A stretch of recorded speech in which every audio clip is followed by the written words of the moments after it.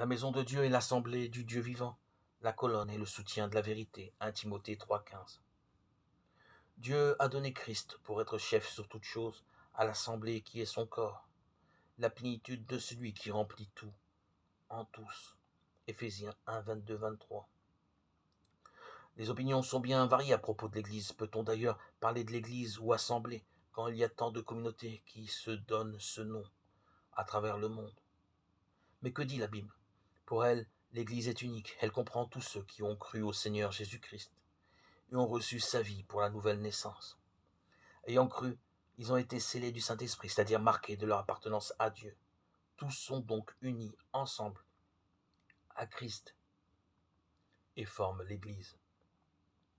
La Bible emploie 3 images pour parler de l'Église telle que Dieu la voit. Chacune souligne son unité fondamentale. La maison de Dieu, l'Église d'un édifice spirituel sûr, inébranlable que Christ bâtit et dont chaque pierre représente un croyant. Dieu y habite par son esprit, et là, lui sont offerts la reconnaissance et la louange dans un ordre harmonieux. Le corps du Christ, c'est un organisme spirituel composé d'une multitude de membres que sont les croyants unis par l'Esprit Saint à la tête, qui est Christ glorifié dans le ciel. Tous les membres dépendent les uns des autres pour la vie collective, la nourriture spirituelle, le service du Seigneur, les joies et les peines. L'activité de chacun dépend de la tête, Christ, qui coordonne l'ensemble. L'épouse du Christ, ici, c'est le côté des affections. Christ a donné sa vie pour l'Église.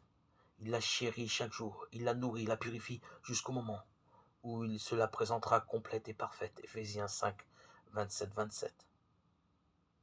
En réponse, l'Église est celle qui aime le Christ et qui lui est soumise.